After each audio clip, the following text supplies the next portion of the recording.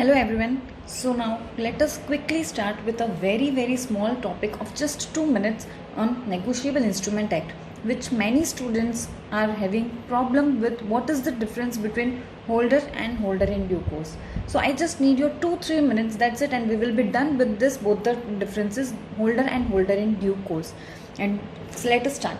So now first, negotiable instrument. We all know what is negotiable instrument.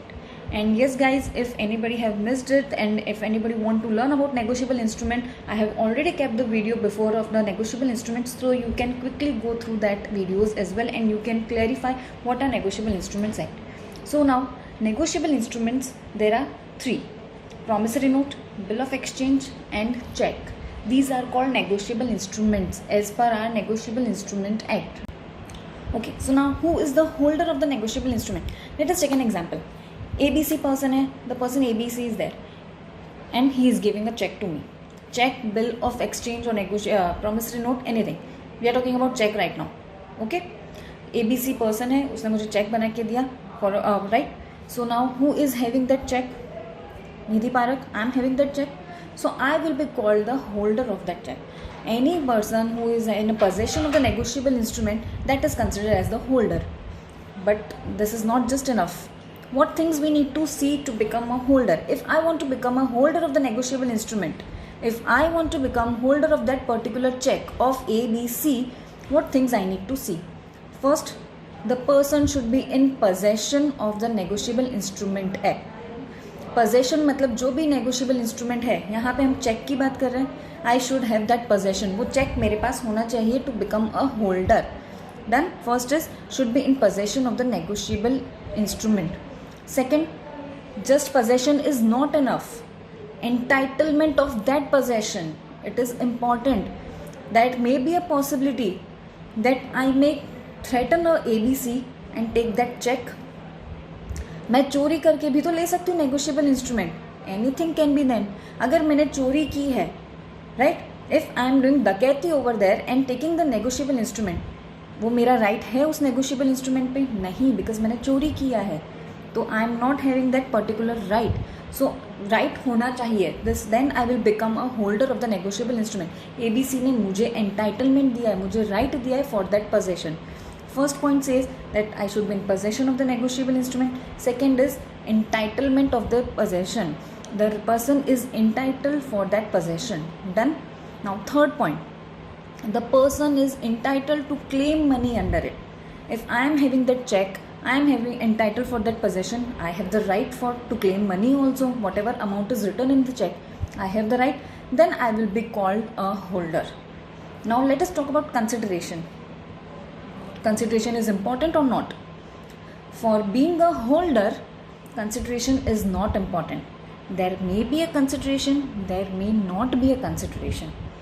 For example, if my father is giving a check to me, without any consideration, I have not done any work, I have not given anything in return, still I will be called a holder of that particular check given by my father as a gift. Done. So very simple. Holder के लिए क्या क्या criteria ज़रूरी है? First criteria, I should have the possession of that particular negotiable instrument. Second criteria is that possession should be entitled. I should have entitlement for that possession. Third criteria is that the person should be able to claim the money under it. Under that particular check, I am able to claim money because I have the right. Consideration may be there, consideration may not be there. If my father is giving me a check as a gift, there is no consideration involved in it. Still, I will be considered a holder of the particular check, holder of the negotiable instrument. I hope this is very clear what is holder. Now, if you have done holder, holder in due course is nothing new. Holder in due course, let us see what are the criteria in holder in due course. First criteria, same. The person should be in possession of the negotiable instrument. Check, bill of exchange, promissory note, anything. Second, again same, entitlement.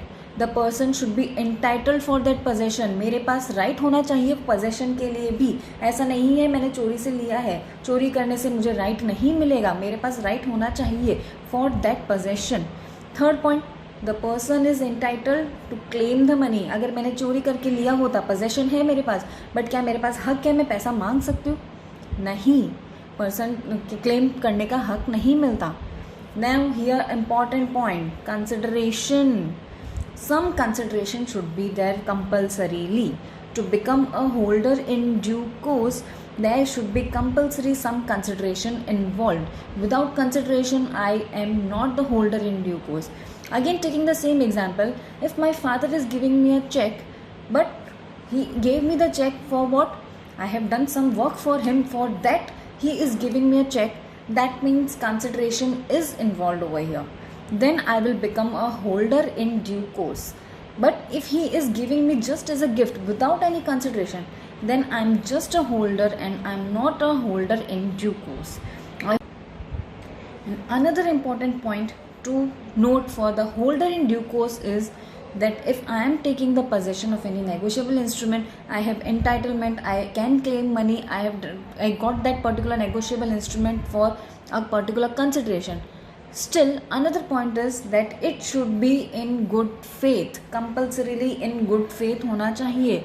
For example, if I am getting a negotiable instrument from ABC, and if I already knew that the negotiable instrument given by ABC is having any fault, or is forged, the sign is forged, if I already knew what are the problems involved in it, or if it is fake, if I am already knowing and still I am taking that, still I am accepting that, then I am not a holder in due course. I will not be entitled to claim any money. I am not considered as a holder in due course. But in case of holder, there is nothing such good faith is involved. If I am having that, I am the holder. So remember, the basic difference between two is of consideration and good faith. In holder in due course, you need both the criteria as well, that you should get that negotiable instrument for some consideration, something in return, plus you should get that in good faith. If you already know that particular negotiable instrument is fake, and still if you are accepting, you are not entitled for anything, you are not considered as a holder in due course. Okay, now I hope the difference between both holder and holder in due course is very very clear. Also, you can check in the description link. I have put a PDF, very small PDF, between the difference between the both. You can check that and take out and read it very well. All the best for your exams. Study well, make most use of your time. Thank you very much.